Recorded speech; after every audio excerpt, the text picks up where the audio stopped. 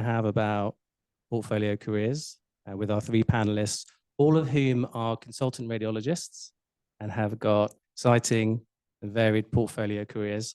I can't wait to hear their views on this interesting topic. We're not on presentation. Second.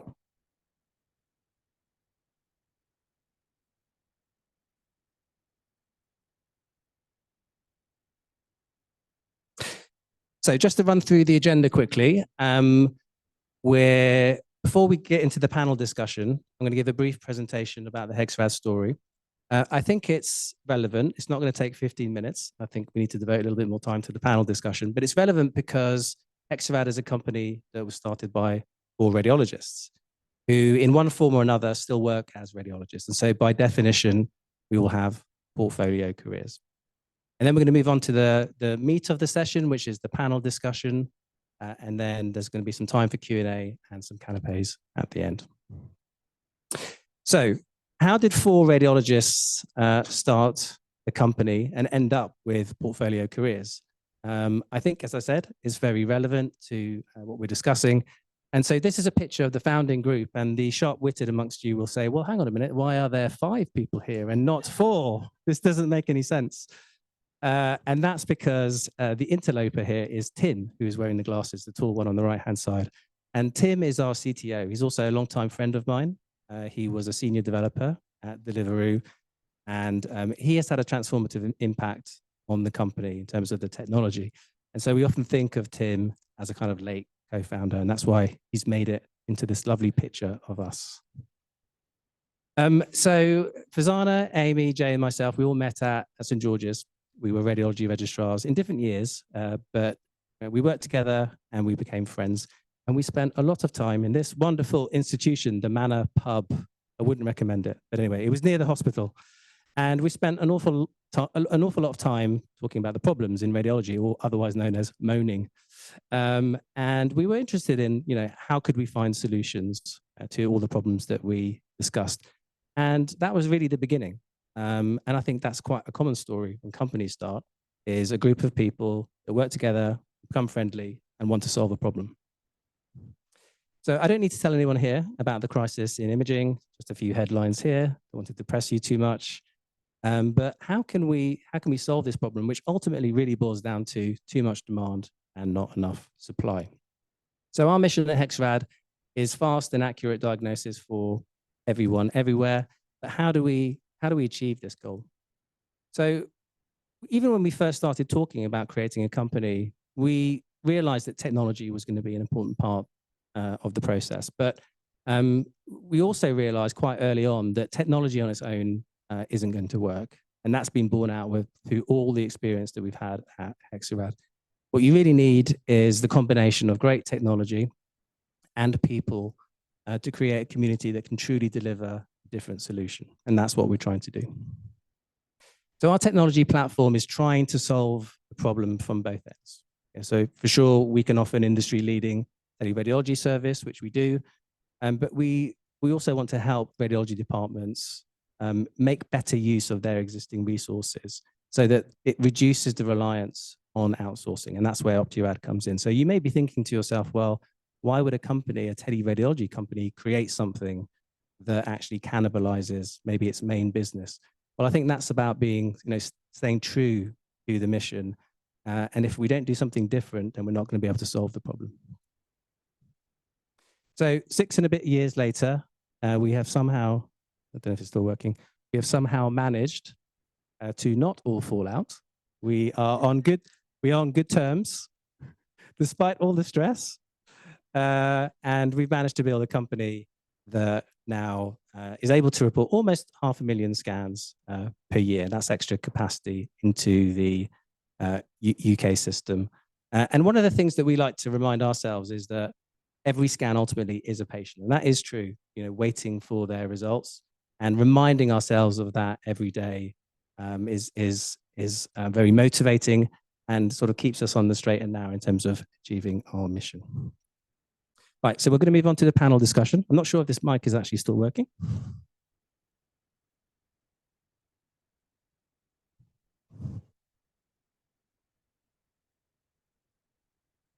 Okay, so we're going to start with a round of introductions. I'm going to start, I know I've already introduced myself. I'm going to give you a little bit of background about my career, because I suppose it is a portfolio career. And then I'll get the panel to introduce themselves. So after my physics degree, so I didn't do medicine to start off with, I became a commodities trader. And I did that for the best part of 10 years, mostly working for a large oil company. I was a structured product trader, which is quite a technical job. I enjoyed it. It was well paid, lots of perks, but I had this burning desire to do something else. And that thing was medicine, which is a bit strange because it sort of just popped into my head one day. I didn't want to do it at the beginning. And actually, I had quite a few friends who were doctors. And every single one, they had these independent sort of interventions where they would ring me and say, Sam, don't do this. This is madness. Whatever you do not go into medicine, which actually kind of drove me on a bit. You know, it's like, I can't listen to this. No, I've made my mind up. And one of the things I realized was that actually I had only a smallish window to do it, because otherwise, if you leave these things, it just becomes very difficult because, you know, life changes, you become very comfortable. Whatever happens, you might get married, children come along. It's very difficult. So I took the plunge, and some 10 years later, I ended up being a consultant radiologist, which is a job that I still very much enjoy today. And one of the things I think I learned was that I thought when I switched that all the skills and experience that I had in my other job, which seemed completely unrelated, would not be useful. But in fact, I was completely wrong. A lot of the skills that I picked up, I realized that many of the doctors that I worked with and managers did not have those skills. And that allowed me to get involved in very interesting projects and ultimately get involved with Hexarad and help build a company. So in some ways, I feel maybe I've gone full circle. I started a business. I wanted to leave. I left, became a doctor, and now I'm kind of running a business again. But anyway, it's fine. It's different. And without further ado, I'm going to introduce the panel, let them introduce themselves. So starting with Erika. Erika, please. Thank you, Sam. Is that working? Yep, brilliant. Hi, everybody. So I'm Erika Denton. I'm currently in my portfolio career. I am medical director at the North of Norwich and a consultant radiologist there. I have, over the last 20 years, had many leadership and management roles, but have always remained a consultant radiologist. Around 50% of medical directors ditch their clinical practice and take an entirely very senior leadership role. I have to say, my sanity space over elective recovery, a pandemic, CQC special measures, very difficult doctors, etc., a difficult board at times, has been my clinical practice. And I think it has really been my safe space. So I've always kept that. I've just taken another big role. So I've been doing some advisory work with Hexarad, but I'm not able to do that now because I have to declare it.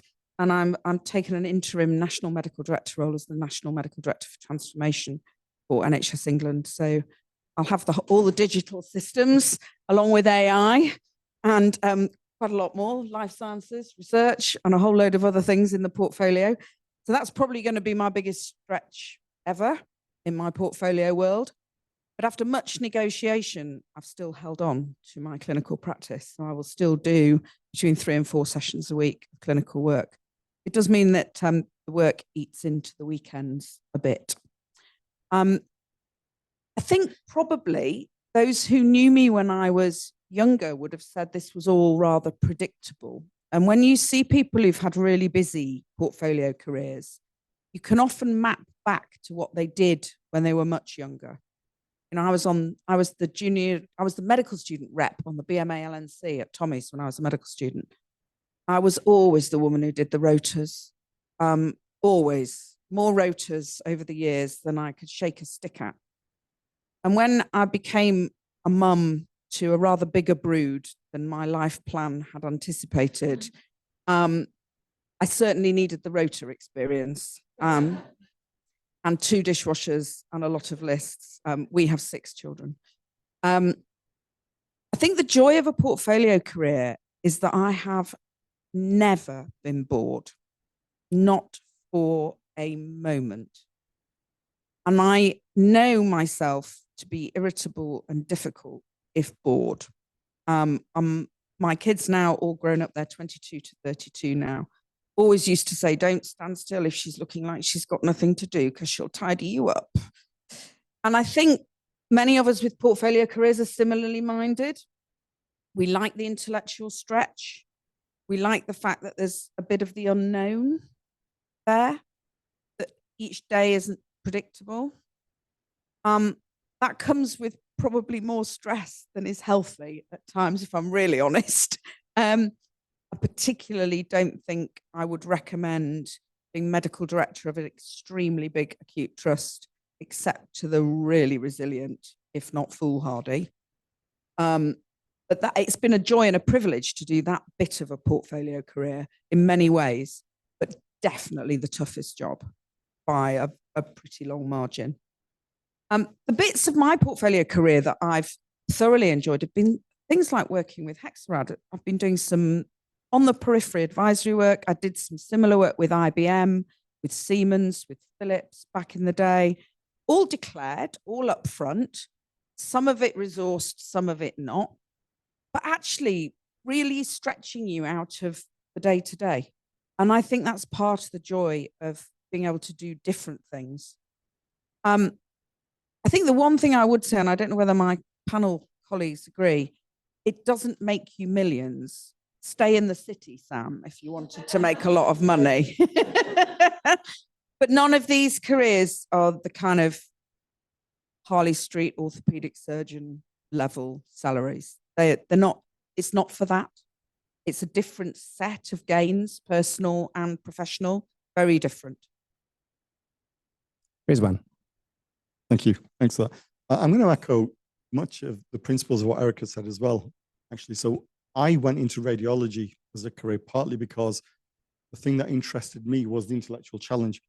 Once I knew what was going on, I didn't really care, chop a bit out, shove a few medications, and it sort of lended itself to the Sherlock Holmesy type approach. I very much assumed that I was going to go into a hospital on day one of my consultant job, turn on a workstation, because we just started PACS in those days. And when I retired, I'd turn it off and go home. And that was pretty much how I'd all my life mapped out. And obviously, the world had different ideas. It started off with the hospital went into turnaround. We had a scenario where the next most senior person in the department would be clinical lead or clinical director. I was at that stage the youngest consultant, not just the youngest radiologist, but the youngest consultant in the trust. Not surprisingly, none of my esteemed colleagues wanted to be clinical lead in a department or a trust that was going into turnaround. And I was told that I was going to do it. You know what? If I make a hash of it, well, yeah, it was actually, you know, as straightforward as if I can make a fist of this, then great. I've done it in, you know, a time when the world's burning, and if not, then it's a learning experience. So why not? I wasn't always, you know, I'm not the kind of person who sits on the sidelines and lets things happen, and that clearly was part of it. Did it? I loved it, and part of it is these things are challenging. They're not for everyone. I did quite enjoy it. I think what unleashed me on the advisory world probably was LinkedIn. That has a lot to account for. And it was just sharing my views of how I thought software worked, why it didn't work, why it didn't meet my needs as an end user. And the next thing I knew, I was, how he got through my secretary to this day, I don't know. I had a call from one of the directors of what was then HSS, Riz, basically saying, you're giving us a really, really hard time. So I said, look, I'm really sorry, I wasn't at home. And he goes, no, we agree with everything you're saying about us. Can you help us fix it? And so that was quite, you know, seductive. I hadn't really thought about it. We back and forth. I said, well, you know, you need to speak to my hospital. You know, we use the software. There may be conflicts. I don't know how this works. As well, we're in 72% of the country, so you can't really avoid it. They all did it nicely. They spoke to the chief exec. Said, go for it. So unpaid leave alongside the clinical work. I found I enjoyed it. It was, you know, you get to see a different side of the company from what you see as an end user. And this was in the days when no one spoke to consultants. You'd speak to managers, PACS managers. You know, we were always kept away, keep us pure as gentle souls. And that was just the way, that was the background of the NHS. You know, I still remember as a trainee, we had some consultants who, when you had meetings which were drug sponsored, they would, show that they'd brought their own sandwiches. They weren't going to sell out to that cheap boot sandwich. That was a badge of honor. But no, I'd quite happily munch on that M&S fruit. Never mind. And shortly after this, we had a regional procurement for packs. I got involved in that. And again, it showed me that there are things that we can engage with and perhaps should engage with, because one of the questions I then started to ask our imaging providers was, why have you done this and why have you not done this? Because guess what? The way my experience of your software has evolved, you're not keeping up with me. And they came back with something which really resonated. And it was, well, what do you expect us to do? None of you lot talk to us. So we do things on best endeavors or when we can speak to clinicians outside of the UK. And so I said, all right, then. I'll be the guy you can speak to. So during that time, I didn't work with any of these lot, but I had this massive long email chain. Because we were pre-procurement, you could ask all these daft questions. And I just used to throw out, why can I do this in my car? Why can your software not do this? Blah, blah, blah. And so when the procurement started, they actually nudged the region, say, that bloke in that DGH in the corner, you really should involve him. And he sort of sucked me in. And the next thing I knew, I was speaking to my trust saying, I enjoy this. I'd like to make a bit of a fist of it. And chief exec went, yeah, we wondered how long it'd take you to realize that. So yeah, by all means, I took the plunge. It was a big risk because, having a full-time career in the NHS, there is a safety net. You have a stable income, you've got the pension, blah, blah, blah. I had family, I have a mortgage to pay. It was a big deal, but I backed myself. I went out into it. And then what happened was that during that time, I'd still maintained clinical leadership roles. I'd gone to be deputy head of a division. Head of a division had stepped down. I just assumed I'd take over. I said, not in your Nelly, because I think, as I said, it's a career path in itself being a medical director. And I like my clinical work. I liked all this other stuff. And it was a choice between one or t'other. And I wanted to keep that momentum. So I said, no. Then we had the small matter of a global pandemic. And the next thing I know, was getting a call on the day of the interviews for the post to say, we know you didn't interview and you didn't apply. Do you still want to come along? We'll chat to you. And I said, look, I really, really don't want to do this. And then 2 hours later, I got a call from the medical director saying, I'm not asking you now. We're in the middle of pandemic. Candidates we've got are keen and not experienced as you, you're doing it. So suddenly I'm the diagnostic associate medical director. And the famous last words, that's fine. I'll take it for the 3 months until this all blows over. But during that time, what struck me was, how can I go into the commercial world? Because not only is it doesn't make you millions, it is very, very cutthroat. You're out on your ear with 30 days notice if you're lucky at times. And so you have to balance stuff that you find interesting with knowing that you're on shifting sand. And part of the reason I didn't want to do with this more senior leadership was, you know what, I got bored of sitting at boards in front of executives and playing that game. It was, I'd done that for nearly 8 years by then, and I was getting tiresome. But what struck me was, how can I then sit in front of commercial boards if that's what I aspired to do? And I did. If I want to do this advisory stuff, I wanted to do it at appropriate levels. If I can't face the idea of doing it in a safe environment, which is my own trust. So part of it was actually for my own learning experience, if I'm honest. And I took all these opportunities, and I'd probably just weave, and I'm sure we can talk about it more, to use what you do in your day job and all translate across to what you do in this role as well. Never dismiss it. It's not an opaque, different thing. It's all your own experience, your own skill set, which you bring to it. And so that's where I am. I now do 3 days a week. Eventually, I'll go down a little bit further as an NHS radiologist. And the rest of the time, I juggle various companies. I've been working with InHealth as probably one of my biggest clients, I guess I can call them, for about 3.5 years. Again, I started off just providing air cover because at that stage, they had a radiographer reporting solution. And a pandemic struck, and they went, well, we can't send our radiographers on site. You like your tech, what can we do? Do this remotely. And famous last words, well, hey, if you're going to do that, then you may as well set up a proper teleradiology solution. They went, well, go on then. So I spent 18 months trying to curate a teleradiology solution for them. We put that in place, and then they went, well, you realize we need a clinical director for this, right? Yes. So you know it better than anybody else.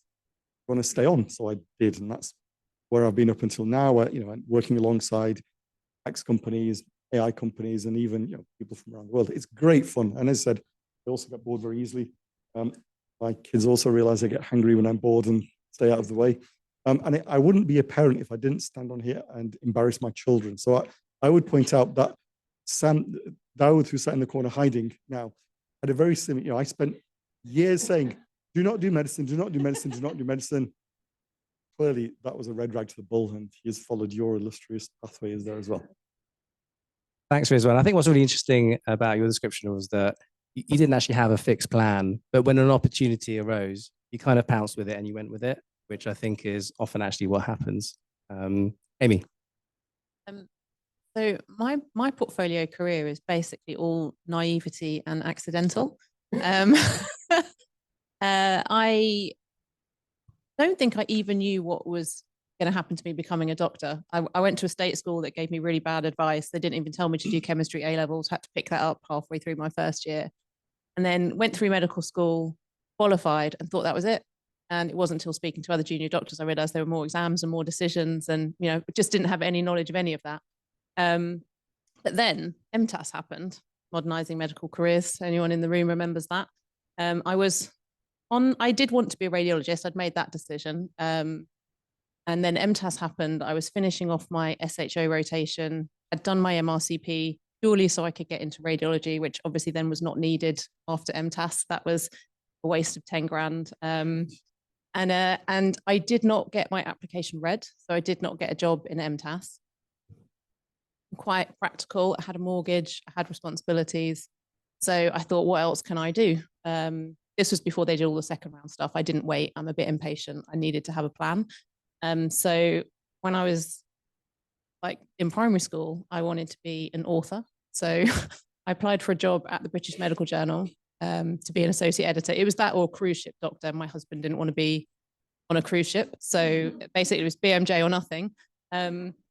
Luckily, they gave me the job. And so that was how my portfolio career started. I had done English language A-level, again, thanks to my rubbish state school who hadn't advised me what A-levels to do. So I did actually have some useful skills for being an editor at the BMJ.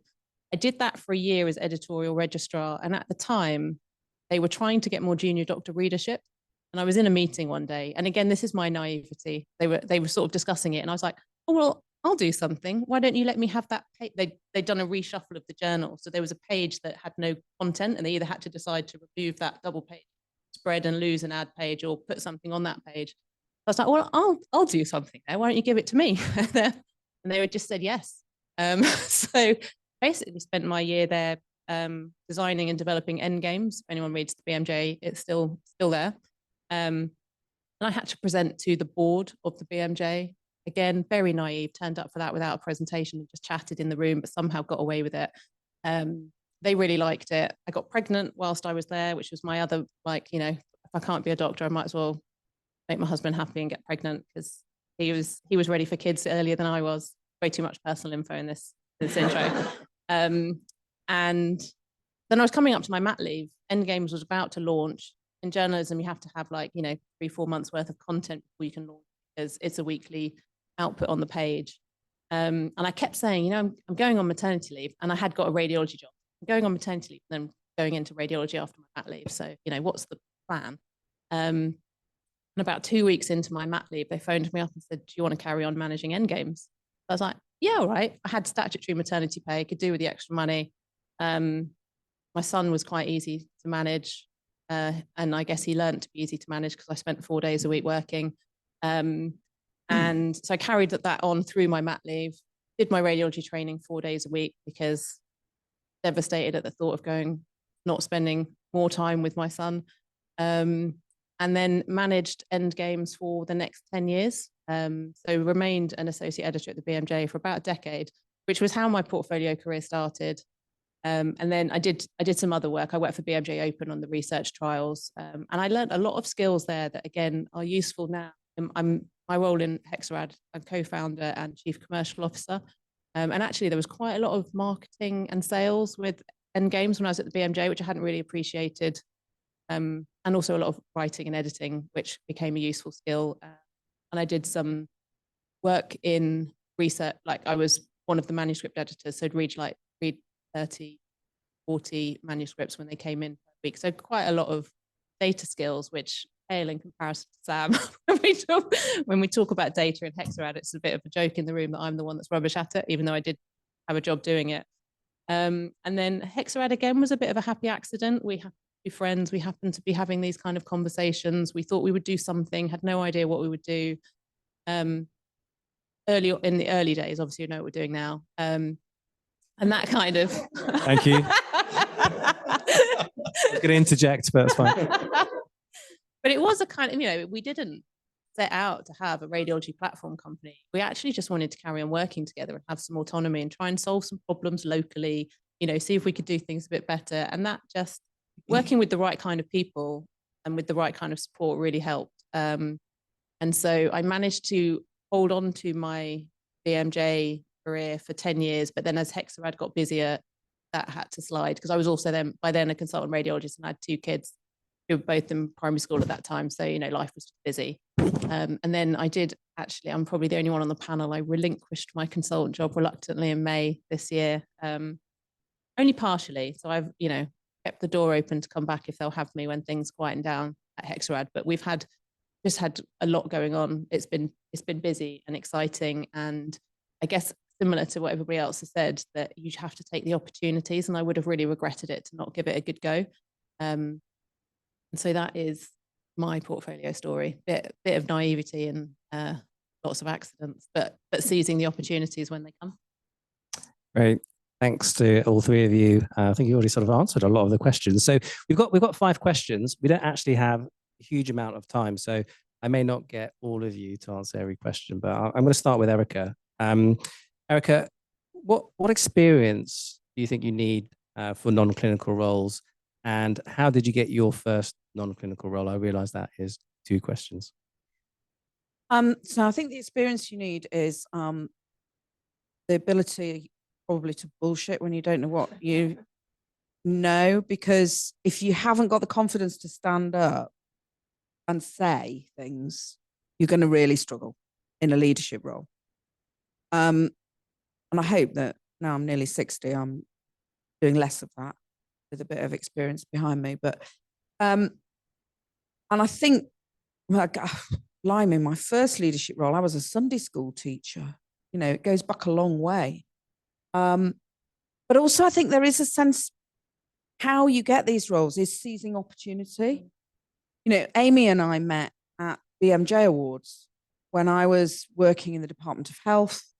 So the BMJ had asked me to be one of the judges, and Amy and I got chatting, and we've stayed in touch ever since. And that must be 15 years ago. So, and you make your links.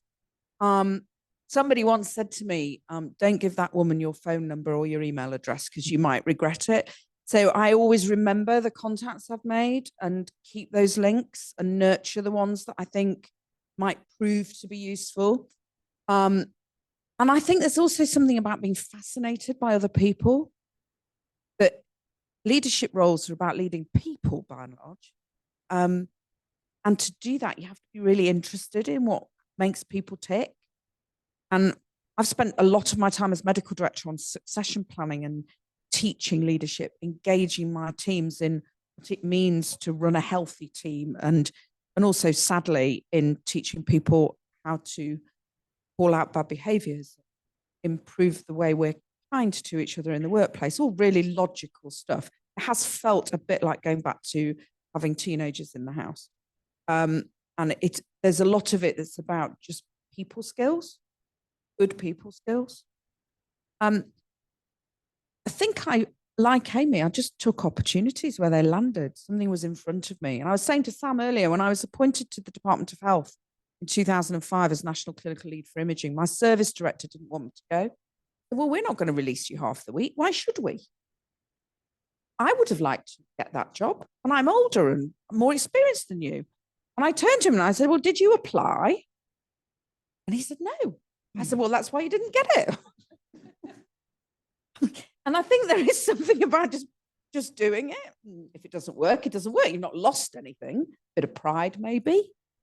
But almost all the things you don't get, and I've not got lots of jobs I've applied for, almost all of those are great learning experiences. And as long as you can turn them round into, what did I gain from that? What was it about that? Why didn't they appoint me? Didn't I fit? Is that something that I need to work on, or was it just a bad fit and I need to park it and forget about it? So I think there's a lot in there about some reflective and also some about other people. And there is this kind of chicken and egg problem that people get stuck on, which is, well, I'd like to do something different, but I don't have the experience. And so if I don't do something different, I'm not going to get any experience. But I think what you're saying, Erika, is that at some point you just have to jump in and seize an opportunity. And I think in radiology, that can be everything from being the clinical governance lead to running training in your department to working your way up to we have a massive department, so we have modality leads and I set up the training scheme in Norwich. When I got there as a consultant, there were 2 trainees on loan from Addenbrooke's, alternate 6 months. It's a massive hospital with no training scheme. And I can remember people saying, why are you doing this? And I said, well, look at this place. It's full of fascinating pathology and really great people. And we don't train anybody. I thought it was mad. And you have that idea, that's a little seed, and then you just have to work out how you make it work. And I think there are opportunities like that all over the place. Totally agree. Rizwan, what experiences did you find useful when you took on your first few non-clinical roles? I think part of it is understanding that you can leverage what you've got. And the problem, I guess, with having a career role like medicine in any specialties, you just assume that your fit is within those constraints of a hospital or the diagnosis and the patient. Whereas actually it isn't at all. And I had some inkling of that from medical school.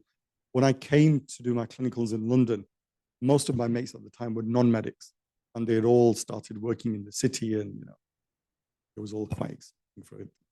I was their pet student mate when they'd go out and these things.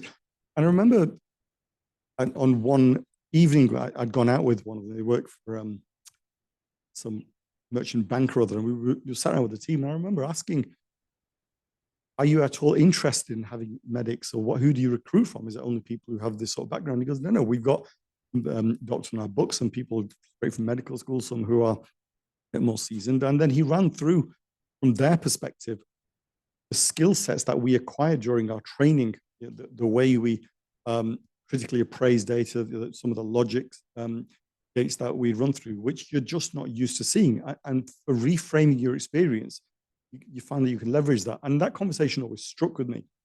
And so that's part of, then again, when I had the clinical lead role, again, it was, how can you reframe what you've got? What gaps did I feel I had? What gaps did others see in me, and how could I fill them? And I think that was one thing is, do become audit lead, do all these kind of things, because each of those roles which you think are just for that really niche part of the department are going to open up your negotiation skills. You learn how to say no in different ways. You learn how to accept people saying no to you in different ways, and you use those in an outside environment. I don't think there was any single facet. It was just understanding, take what you've got, leverage it as much as you want. Thanks, Rizwan. And Amy, you already mentioned some of your previous experience at the BMJ you found useful at Hexarad. Anything else from your previous roles that you found useful? I think actually probably echoing what Erika just said, when you were talking, it made me think of it. We talk about it a lot in Hexarad, is you go through moments in your life where you think something is awful, you've not gotten a role. For me, it was MTAS. I spent many nights crying, thinking I'd wasted my life. I'm never going to, because if you didn't get into the new F2 system or ST training, everyone was saying, oh, you're not going to get a job. That's it. You can't be a doctor again. And then when I got my job at the BMJ, everyone was saying, well, you'll never be a doctor again now. You can't, unless you go through this other round that they were doing. And I thought, well, I can't risk not getting a job again. I've got a mortgage. I've got a job. I'll just have to be a journalist. And it was, it's just interesting in how you frame things or reframe things. So that at the time felt like a massive failure. I hadn't gotten a job. I was devastated. I thought the career that I'd worked for all of my life was not going to happen. But I just kind of picked myself up and carried. Was wrong. There were loads of spare jobs going because the system was a mess. I did get my radiology job the following year, despite being 6 months pregnant at the interview. And even that, you know, people saying, oh, you won't get a job because you look pregnant. And I just hitched my skirt up, wore my jacket and carried a big folder, went in and you know, didn't talk about it, but, you know, got the job. So it was fine. But there's been lots of situations like that equally within Hexarad where we've thought, oh, this is not what we expected. This isn't going to work. But actually, you just, every time something doesn't work out, if you've got the right mindset, it always works out. It does actually always work out. Something better always comes along. If I hadn't got back into medicine, I probably would have had a really great career in the BM. Like, no one ever leaves the BMJ. That's the other thing as well. I trained 4 or 5 editorial registrars in the next 10 years that I was there, and they all still work there pretty much full time. And so, you know, there was lots of other things to do, and there's lots of other ways to get to where you want to go. So if you apply for that first clinical lead role or medical director role and you don't get it, it's not the end of it. You just learn from that and then move on, do something different. And similarly, if you want to get some experience in industry, you just have to go out and get it. If it's not what you want first time, you will still learn stuff, and you probably won't know that you've learned things that are useful. I didn't know, like Sam was saying, he didn't know his earlier career was going to be useful, but actually we would be lost without him at Hexarad. I shouldn't have said that in front of him because it's going to get a big head now. But, you know, a lot of the cool tech and algorithms we built is because he is like a guru in Excel and can model anything. And he wouldn't have been able to do that if he hadn't had his previous career. I'm not sure what my previous career has helped me do, talk a lot and write well. But yeah, it's just about having the right mindset to take the opportunities. If you think it's a failure or a door closing, it's not. It's just another opportunity. You're just going to get to the same destination in a slightly different path. And the more times that happen, actually, the more experience you get, the more confident you get, and then the better the end point will be when you get there, I think. Of course, yeah. Just Please, add one thing, as you were talking, something occurred to me about using your experiences and what you've got. I'll go back to from my training days, or when I applied to be a radiology registrar. You know, I just went out. Was coming towards the end of my second year as an SHO. Most people applying were, you know, they had more experience than me. Blah blah blah. Had their application forms were full of it, and so each of the room, you know, there were 4 very well heeled, very, you know, esteemed elder statesmen in the room, and they asked me, well, so why do you think you have a career in radiology ahead of you? I just said, have you seen my descent scores? Beg your pardon. Descent, it's a 3D space game. And how on earth is gaming going to help you in radiology, young man? Visuospatial awareness. And it was just being able to sell the story, being able to sell why what you have fits the remit for what they're working towards, rather than trying to find, you know, nuances or experiences which might be more classical. And sometimes it's just, as long as you can demonstrate you've got the aptitude for something, being remembered when you leave the room is sometimes enough, I think, for what you want. We also go back to, don't ever assume you need 5, 6, 7 years worth of doing it. If you want something, if you think you're ready for it, if you want the experience, just go in where you are. And it might not be the actual post, for example, you wanted, but if you go there at a lower level, you'll still gain stuff and, you know, work towards that endpoint. Thanks, Rizwan. And Amy, you made several points that made me think about a few things. One is about risk.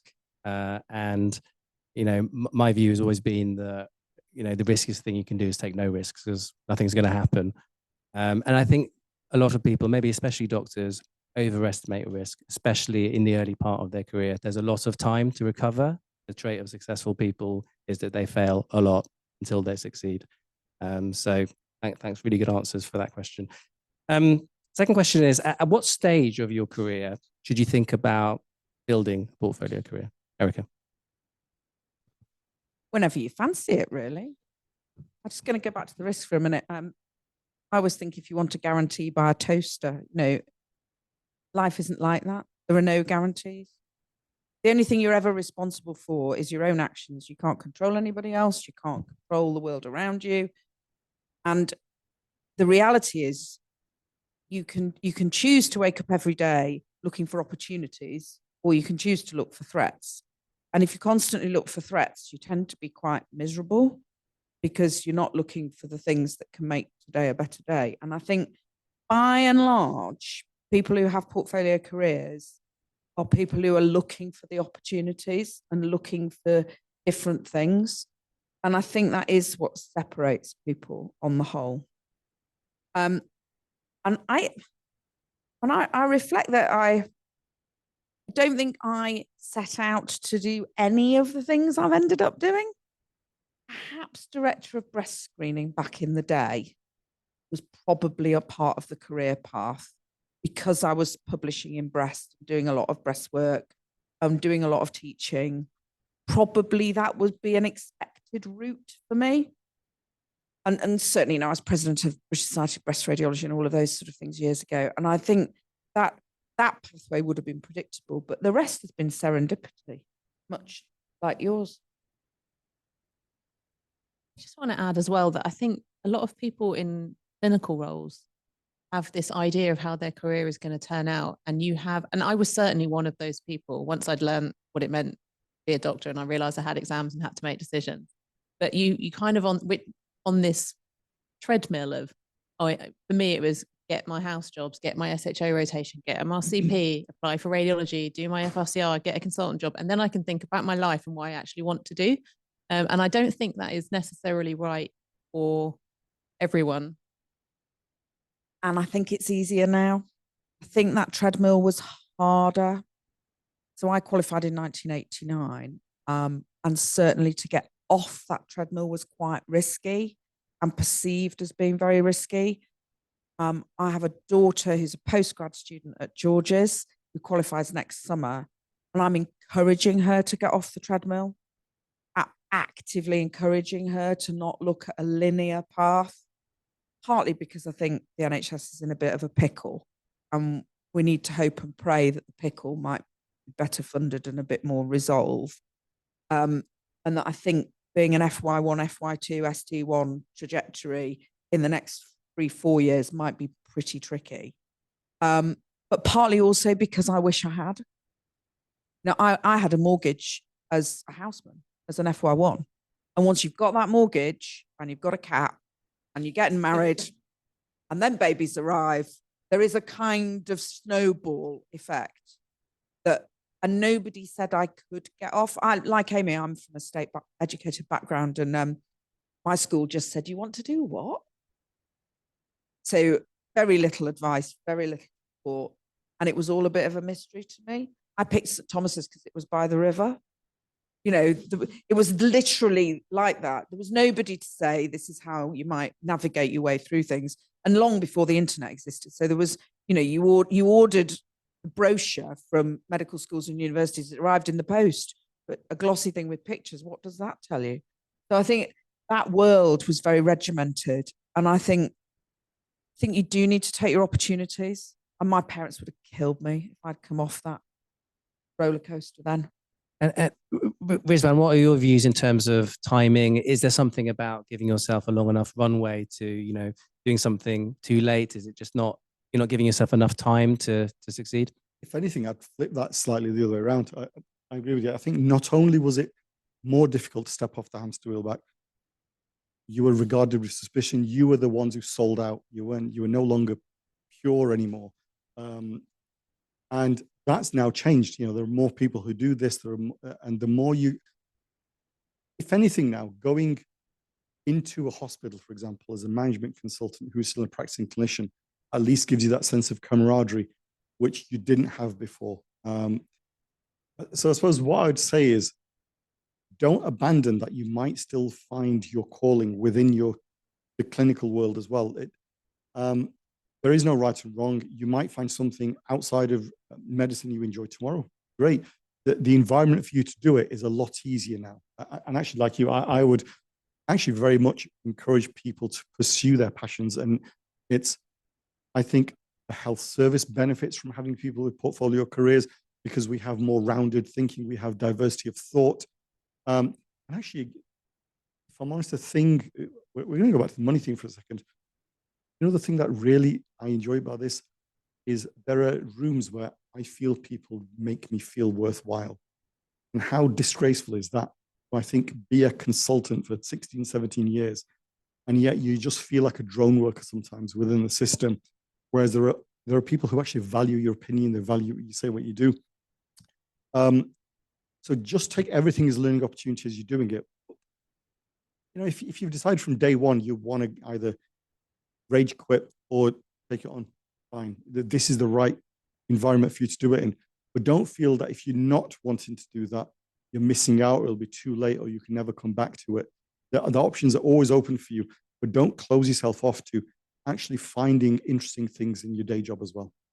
And should we sort of, rather than thinking that this is a sort of risky strategy, should we actually think this is about sort of personal diversification and actually ultimately reducing risk? I'm gonna throw a bit of another portfolio in. I think it's now completely acceptable to choose to work less than full time. And I was categorically told when pregnant with my now nearly 30-year-old, if you choose to work part time, you will not get the references you would get otherwise. And we do not advise that you take that opportunity. It was a new opportunity then in the London Deanery. There were like 2 other people in London who were working less than full-time training. And I felt very much bullied into not being able to do that, and was an absolute outlier for taking 12 weeks maternity leave after my son was born. And now, you know, we embrace a year off, we embrace people coming back slowly, working less than full time.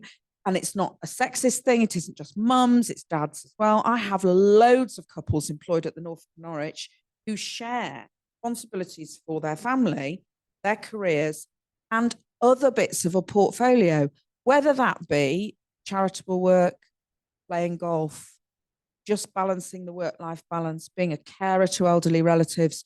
So I think the portfolio mentality extends into the rest of people's worlds, and should do. And we should embrace people who've trained to be doctors to bring that variety into the workplace. Because undoubtedly, if you're happy at work and you're doing 2 days a week or 3 days a week clinical, you bring far more than somebody unhappy and bored who's on a 10 PA contract. There's something to do with longevity, especially now you can qualify so early as a consultant radiologist. You could be doing the job for 30 plus years, couldn't you? And there's the issue of burnout to think about. So connecting with others is obviously an essential skill, both in life, business, medicine, all aspects. But how do you go about building networks that you need to create a portfolio career as well? Put yourself out there. Or again, you can do that in many different ways. Probably my biggest network, again, is sharing my views on social media, probably on LinkedIn and Twitter latterly, which more from a shouting at British Gas et al. To actually being semi-work related. To even things like, you know, conferences and education, you know, the UKIO work, that's 5 years of a national conference. And even in that environment, there wasn't any commercial work being done. But you get to meet exhibitors, you get to meet suppliers, you get to meet colleagues from other parts of the country. You hear other people's pain points and views, and it sparks ideas. And I think it's just find a way which you're comfortable with, because you're not really going to sell yourself in a good light if you're going to just throw yourself in an environment which you're not comfortable with. Because yes, you may network, but you'll be the awkward guy who no one ever wants to have anything to do with because they don't know how to conduct themselves. And again, I think variety is, you'll never know which one conversation someone's going to remember to take forward with you. And equally, you'll never know until it happens where someone might approach you to do something, but there was that little spider sense based on a conversation had, which the seed. Yeah. Amy, I'm interested to hear your views, because at work you're always saying, "Oh, I hate talking to people," which is odd because, well, I think it's because you have to do that. I do. Every minute of the day. They probably feel a bit worn out. I'm quite the which most people talk a lot, quite sociable, but you can be both. So not that I hate talking to people. I like socializing, but I find it tiring. So I could sit and read. When I was at the BMJ, I could sit and read papers that were submitted all day, all night, work on those, concentrate, and I didn't feel burnt out. But at the end of the day of talking to people all day, I do feel really tired. That's what I mean. But in terms of building networks, echo what Rizwan said, you just have to put yourself out there. But I would also say that you have to leave a good impression. And one of the ways in which you do that is just by being a nice person. Sounds really silly to say that, but you know, all the good relationships I've built are people who one, I've had a good, like I've walked away from meeting them feeling happy, like I would want to again. But also where if they ask you something, you help them, like being helpful, being friendly. I will always help anyone with anything, even a competitor. You know, Rizwan works with InHealth, technically a competitor, but we're still mates, and you know, would always offer advice to each other. I do remember one person. I'm just going to throw this out as an anecdote, as how not to network. Somebody came to us, you know, asked for advice about, I can't even remember what it was, something related to startup. I must have spent an hour and a half on the phone with this person, whilst like busy, I was walking to the pharmacist to get my son's EpiPens. There was a national shortage and he's allergic to nuts. You know, it's just a lot going on. I spent a long time talking to him. Like, oh, you'd be really good at if you could do this. And actually, we have a scholarship, widening participation. We all come from widening backgrounds. So something that we feel very passionate about, not commercially related, nothing that was going to cost anyone anything. You know, could you maybe like offer some advice to the people who apply for the scholarship? I just got a talk to my agent.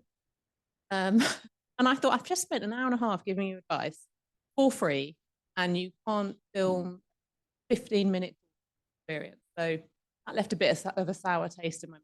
I would say that is a way to work. So if someone is giving you a good relationship vibes, you know, do the same back. And even if you don't have time, there's ways of saying that wasn't it. Erika, what are your views on networking and how to go about it? So I confess that I absolutely hate social media. I'm useless at logging on to yet another system and engaging in that space. So when I ran the National PACS program, I had somebody in the team who ran my Twitter account and tweeted on my behalf because I had to, but I really hated it. And for a while, my husband actually tweeted for me on my account because I really hate it. And I think my LinkedIn profile is 7 years out of date. So I am really bad at this. I have just gone onto Facebook because I realized quite a lot of my older mates, it was how they were still meeting up and connecting. And my children tell me it's an old people's game, Facebook. So that's fine. I think my networks are very much person-to-person based, people-based. And unlike Amy, and you know, I am an E. You know, if you do my Myers-Briggs, I'm a big proper extrovert. And I get my energy and my feedback from having conversations with people. And I get my ideas by asking people things and building teams and relationships and conversations. So I am happier doing that than I am sitting and editing, although I edit an awful lot of things as well. Latterly, degree papers for my children and dissertations and things, which is a chore to say the least. Hydrogen boats lately. I've done well on that one. But I think it's good to reflect on where your strengths and weaknesses are. You know, probably should be on LinkedIn. Do I need to be? Probably not. If you Google me, you can find me, find my email address. It doesn't seem to have hampered my journey, but Rizwan loves it. And it's just, I think it's horses. And I probably don't have time to do it justice. And I'd end up saying something silly because I'm one of those people who writes difficult emails and then leaves them till the following morning. Make sure I haven't done something stupid in the heat of the moment. Erika, do you find that many people reach out to you asking for help and advice? How do you respond to that? Because I think a lot of people are very reticent to do that. But lots of people reach out. And interestingly, one of the really interesting things for me as medical director, I do a lot on Teams and a lot of outward facing stuff for the hospital. We have nearly 10,000 employees. So saying, are you visible as an executive? Well, of course I'm not visible to 10,000 people. I can't be. In a whole working year, I wouldn't be able to get around all of them. So we do lots and lots of comms and lots of connecteds and live Q&As. And the commonest thing for me is for housekeepers and porters and admin staff to reach out. You just tell me how I deal with this or what to do about that. And I think it would be natural for doctors to reach out to me. But actually, I'm more interested in everybody else in some ways because their perception of an organization, teams, is fascinating. So radiologists often get in touch. A friend of mine said you wouldn't mind.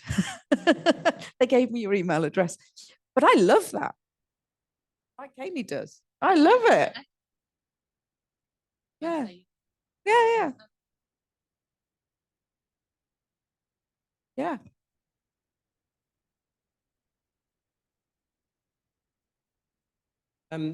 We've already touched on this, but it probably depends on what you end up doing, or trying to do. But how important is it to sort of keep up your clinical experience? Essential for me. Safe space. My breast unit is my safe haven. If I've had a terrible week in any of the jobs I've done, that's where I can go. I'm comfortable there, happy space, clinically competent. And because it's breast, you get all your feedback, don't you? You are, which is like one of those bits of the world that's so lovely. I don't do screening anymore, so I don't get that just because I couldn't do the numbers. But for me, and it's also, our IT systems in Norwich are shocking. So it means I can genuinely empathize. Yep, took me 20 minutes to log on this morning too. And actually, I think it grounds you.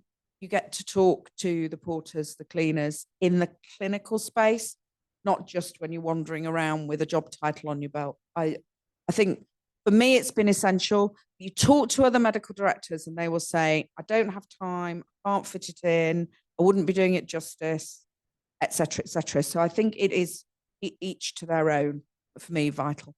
Your experience fits exactly with what I have found. I work at the Rose Centre on Fridays, and I almost find it's a mental break because it's not that we're not working hard, but it's something completely different, and it does really ground you. And I feel almost refreshed after having done that. Rizwan? I'd say it depends. I very much agree with you both that I enjoy the clinical practice. That I remember that towards the end of my term as clinical lead, it was sort of held over me by some of the execs that you need this. You'll never go back you're not the kind of person who can go back to being a 10 PA radiologist again. They were right, because as much as, I did break out into a cold sweat of just the idea of doing nothing but reporting and all that kind of stuff. But actually, when you're doing all the other stuff, the days, and I actually do teleradiology reporting, just a session a weekend, no other reason, then it's just pure HRCTs, and I can almost switch off other parts of my brain. It's me and the pixels. It's bliss. I also agree that my view is, if I'm not in current clinical practice, how can I relate to what the frustrations, the changes in practice are going forward? However, there are colleagues who've left entirely and who've got very successful portfolio commercial careers. I also found it interesting that there was a trend for commercial CMOs to be entirely commercial, whereas many of them now, even if it's a session a week or a couple of sessions a month, are encouraged to go back, to give something back or maintain that sort of yardstick. But you don't have to. But I think, like you both said, I find it really enjoyable. I can relate to it. And again, it's just yet another thing you can take into your wider working practice. Amy? I think it's almost like the very definition of a portfolio career to maintain some clinical practice if you're a doctor, because otherwise you're just leaving one career and going into another. And it might be that the other career has portfolio elements to it. And for me, so I clung on to the NHS for as long as I possibly could, but did end up leaving my job in May. One of my colleagues who sat over there told me off earlier. But I did leave in a way in which I was like, I would like to come back at some point when things settle down at Hexarad. We're just growing really fast at the moment, expanding the team. At some point, I won't be needed anymore, which would be lovely. And then I can go back to my clinical life. I have kept up my, so I report teleradiology with Hexarad. So I do have those moments, like you said, Rizwan, of just switching off from everything else and reporting, which is really nice. It's just a different way of using your brain. For me, I report for Hexarad, so it actually helps Hexarad. We all report for Hexarad, the founders. So then, similar to you saying, there's IT issues. It's same. Like if something happens, I'll be on the phone to Tim, the CTO, like something's not working. It took 1 second to load. Right, this is not good enough. And he'll fix it for me. So it makes a better experience for our reporters. So it also is worthwhile in terms of my portfolio career to maintain that experience as well. But it's also just good for my sanity. And there's some really weird and wonderful cases that come through teleradiology. But yeah, I enjoy it.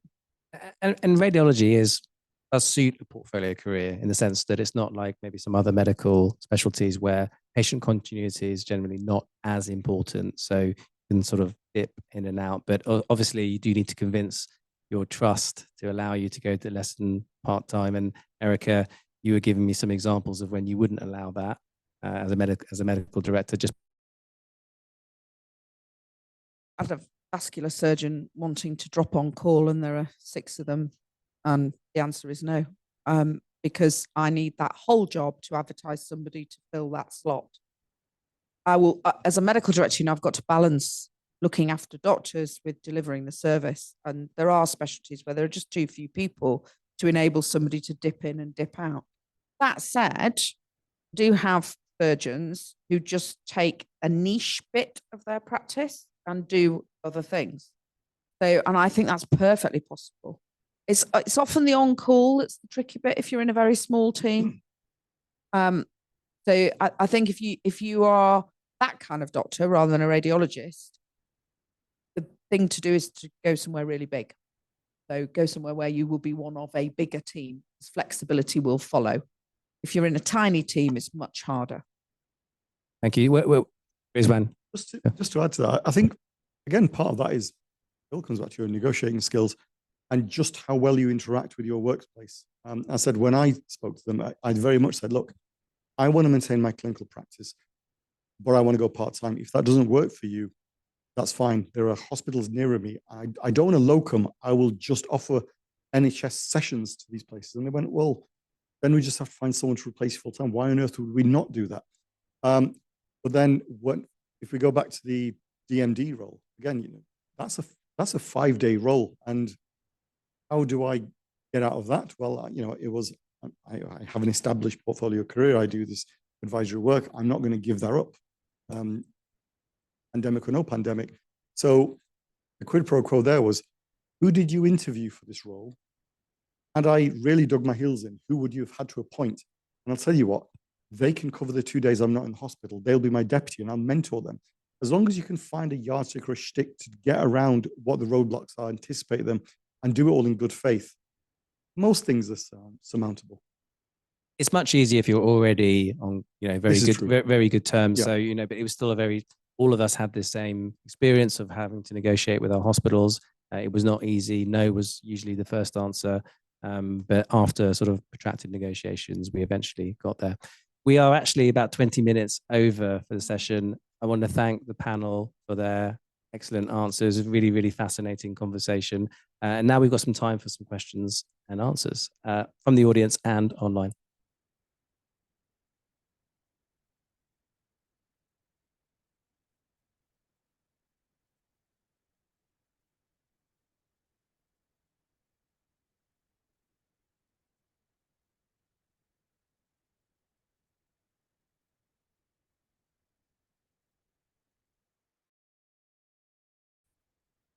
I'm just going to repeat the question with the microphone for the purpose of Zoom or Teams. The question was, what's our experience of portfolio careers and taking it overseas? Erika clearly wants to answer, but I'm just going to get a little point in first to say that as a radiologist, that's really easy because, and you can do that with Hexarad. There's my sales pitch for the day. We do have radiologists globally, so you can, it actually makes it really easy as a radiologist. So we're very lucky we chose this career before we realized perks, because you can now report anywhere in the world for, lots of teleradiology companies, not just Hexarad. and earn UK money whilst and you know, have complete career flexibility whilst testing your portfolio career in another geography. And actually my it's not really a regret, I shouldn't say that because it's about my children, but if I had my kids now, I would have taken that. Hexarad's got a portable workstation. I didn't take a gap year because, you know, state school, bad advice, didn't know what my career was going to look like. But so I missed my gap year. I miss having had that. And then I had my kids relatively young because MTAS. And so what I would do now is take the portable workstation and just travel around the world whilst I'm reporting and fund it with teleradiology. So it's not actually even a portfolio career. That's my dream for a career break. But I've got to wait 6 years for my youngest to be 18 and, you know, off my hands. But it's happening. There are lots of radiologists, British radiologists who go and do that out in Australia. One of the reporting houses has got a whole cadre of them. They've got some in the Caribbean as well. And most medical directors give people a year to go and do something different. We've done a radiologist swap with a New Zealand radiologist and one of our radiologists who just swapped portfolios, jobs, houses, and cars for a year. So we took them. It's much easier if you can register on the GMC register if you're going to do a swap with someone, but you just need somebody who's a bit out of the box thinking. I've got a urologist who's just taken a year, and New Zealand again, actually. I've got another surgeon who's taking a gap year in his 40s, practicing, but out in Australia. So I think there are loads of opportunities for that. You've got to persuade somebody to think it's okay and it's good. It helps if it's a specialty where you can backfill or do a swap. Great, thanks. Rizwan, I think you've got... I think we've concentrated on radiologists and doing radiology abroad. I just want to also say it's entirely feasible for you to pursue other roles. And one of them would be if you've taken up or if you've caught the eye of an international firm, for example. Really depends on your family circumstances as well. You know, when I did some work with an MDT solution with a company, we still at that stage didn't have many medics in this country who did this sort of consulting work. That was an offer from San Francisco. You go to international conferences, you talk there or you mingle there. You're in Dubai more than you're here. Yeah. Sometimes are you? But you go abroad, you know, I sat around a coffee table and someone's offered me a clinical, and it was, well, you know, we will allow you to come back and forth if that you want. So the opportunities are certainly out there. It all depends, I suppose, partly is, do you want to do your stable career elsewhere? Then, well, you can do that with the teleradiology format. Or do you actually want to really go out on a limb and do some of the more avant-garde stuff? And that's where actually you'll find it's far less of a big deal in the big wide world than it is in the UK because they're used to it. They're used to having medics doing this other stuff. Thanks, Rizwan. Dawn, should we give an opportunity to our online attendees to ask a question? We don't currently have any questions from Zoom, but I'll let you know as they come in. Yes, at the front.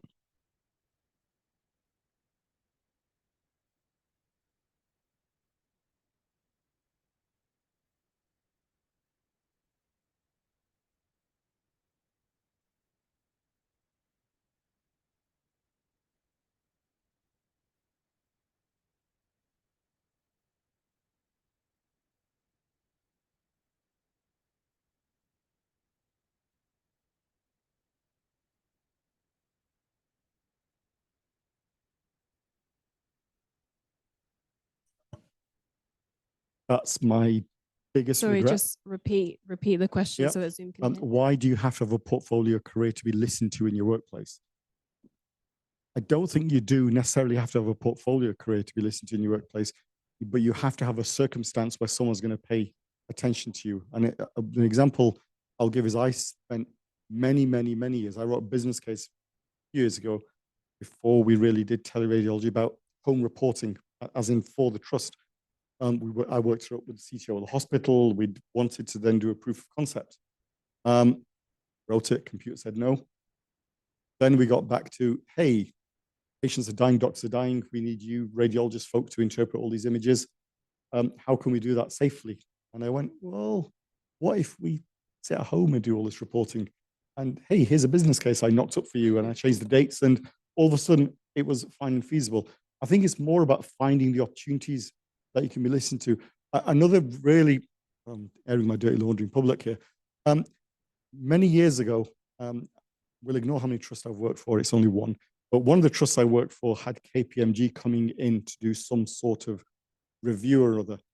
And the 2 months before, I'd spent bloody ages working up this 20-slide deck of how I thought we could do capacity demand mismatch in the trust.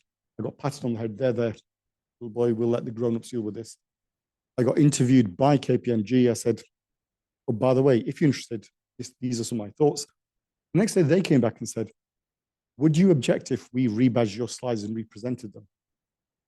And I remember it was, you know what do I care? If I genuinely believe this is the right way forward and someone else is going to affect that change and I wasn't listened to, why would I not want to do that? And it grated on the general thing. So they did. I remember asking a month after they'd gone, I emailed the execs and said, can I ask you how much you paid? And they went, what's it got to do with you? I said, humor me. So they did. I said, go back in your inboxes, 5 months and 4 days, compare that slide deck with the one that they presented, which you were telling me was wonderful. And, why didn't I think of that?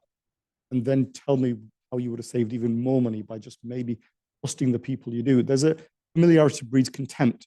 And I think sometimes, and that's why even going to another NHS site and basically doing the whole look, I understand, been there, done it. I'm not here to impose stuff on you. Just share your frustration. How can I represent your problems as a fellow clinician to the people who aren't listening to you? May well be a way around it. Erika. I'm just going to reflect from a medical director's perspective on how easy it was to have a medical voice in COVID, but there was money and lots of it. So we got home reporting through in COVID monies. I think about half the hospitals in the country got their home reporting because of COVID money. There was money. It doesn't matter how cogent a business case is that I and my clinical colleagues put forward to my board at the moment is predicting a massive deficit, and it will say no. And I think that's the real challenge for us. I think often it doesn't matter how logical, how sensible, how well written, how evidence-based a business case is. And by and large, they are now. But my experience has been in medical leadership a lot of years. 20 years ago, doctors would just come with a please and a shopping list. And that was never going to wash in that financial environment. And I think at least now we're more savvy about how we portray it. But I think COVID was a very different world. Very, very different, sadly. I'm going to have to leave you. No, I'm really sorry. That's fine, Erika. I've got a 7 o'clock. You did tell us. Thank you so much for joining the panel. It's been wonderful to have you. Thank you very much. Well, we should probably stop there because we have till 7 to have a few drinks, nibbles, and a bit of a chat. So I'd like to thank the panel and everyone that has joined us today in person and online. Thank you very much.